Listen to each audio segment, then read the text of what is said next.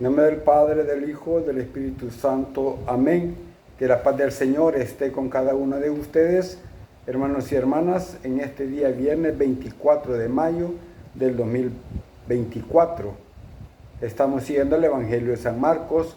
Estamos iniciando en el capítulo 10, versículo del 1 al 12. En aquel tiempo se fue Jesús al territorio de Judea y de Transjordania, y de nuevo se le fueron acercando la gente. Él les estuvo enseñando como era su costumbre.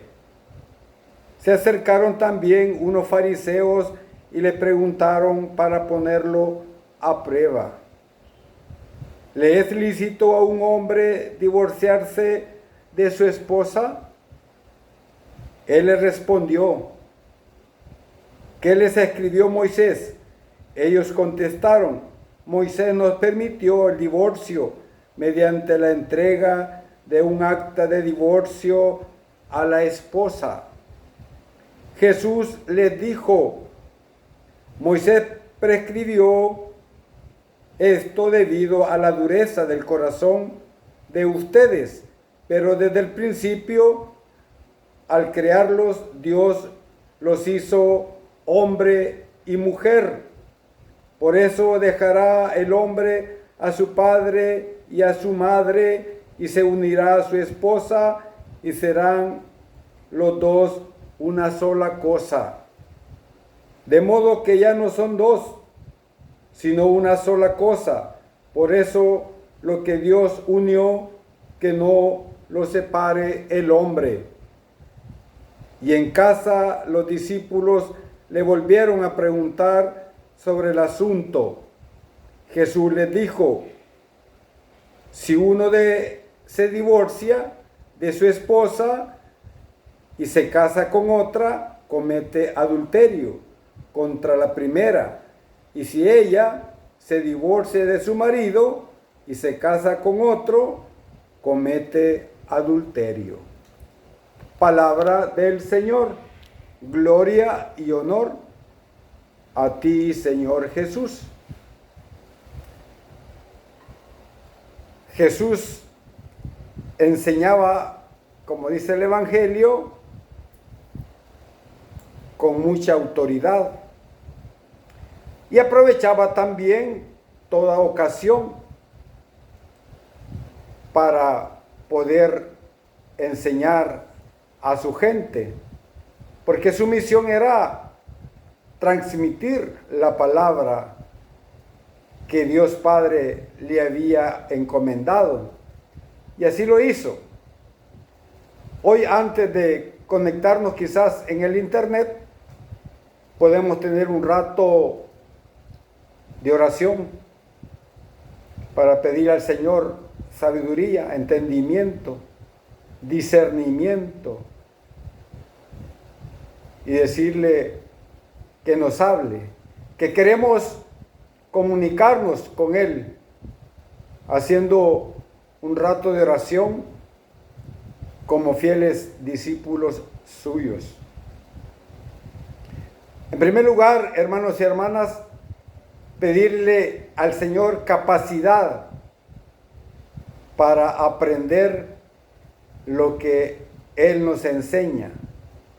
Y en segundo lugar, saber enseñarlo, porque no es fácil también poder enseñar. Necesitamos conocer la doctrina católica, porque no podemos hablar cualquier cosa que no vaya basado en la recta doctrina que la Iglesia nos ha enseñado. Saber enseñarlo, por lo tanto. Reconocer que es muy fácil a veces caer en el error de decir cosas que el Señor no ha dicho. Y a veces queremos con mala intención solo escuchar palabras de Jesús que nos gusten. Pero aquellas palabras fuertes como que no nos gustan. Ni siquiera las subrayamos en la Biblia. Por lo tanto, reconocer, quizá somos más duros de corazón que aquellos oyentes que Jesús tenía en ese momento, que Marcos pues lo describe en este evangelio. Los que pusieron a prueba a Jesús se amparaban en la lectura de Deuteronomio 24:1-4. Eran hombres que promovían el divorcio. Como hoy también hay muchas corrientes de pensamientos, ideologías, que no solo promueven el divorcio, sino el aborto. Y en otros países, como los Países Bajos, la eutanasia. Son leyes que están ahí para aquellas personas que padecen una enfermedad terminal. Terrible como vive el mundo de hoy. Muchos países han aprobado esa ley de la eutanasia. Jesús, si vemos nosotros bien el Evangelio, adopta una postura muy radical, respondiéndoles también con la misma palabra de Dios. Y hace mención del Génesis 2:24, afirmando que la unión entre el hombre y la mujer no puede deshacerse por una ley humana. La declaración de Jesús es muy fuerte, porque si una persona sigue la ley en lo relativo al divorcio, está cometiendo pecado. Entonces, la postura radical de Jesús es contra una ley injusta que dejaba en aquel entonces desprotegidas a todas las mujeres. Si el marido deseaba divorciarse de ella por cualquier motivo. Por lo tanto, hermanos y hermanas, nadie está obligado a seguir leyes con fines poco éticos en materia de familia o de convivencia social. Por eso el evangelista Marcos, por su parte, extiende la prohibición hasta las mujeres, en una sociedad pagana que permitía también divorciarse. En nuestro contexto, como hablamos, la prohibición del divorcio ha sido empleada para perpetuar, digamos, la opresión y el maltrato a las esposas. Quizás podríamos preguntarnos, ¿cuál cree que debe ser entonces la enseñanza para las parejas o matrimonios hoy, en nuestro momento, en nuestro contexto? He aquí como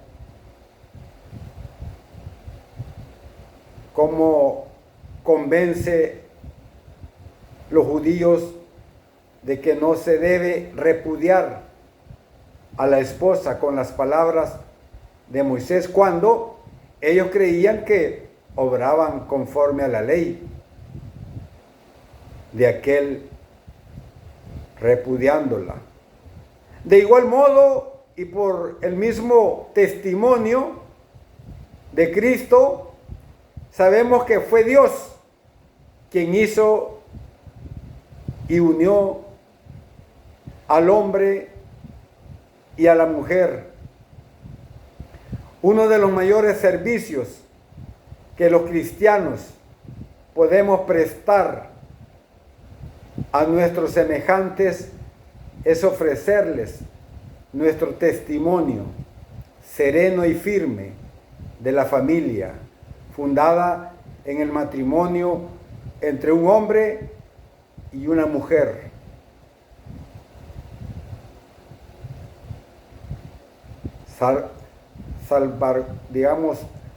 salvaguardándola y promoviéndola, pues ella es de suma importancia para la presente y el futuro de la humanidad. ¿Por qué el enemigo quiere destruir la familia? Porque destruyendo la familia también se destruye la sociedad. Si vemos nosotros donde ha sido severamente atacada la familia en los países disque modernos o de primer mundo, tienen una crisis ahorita de valores.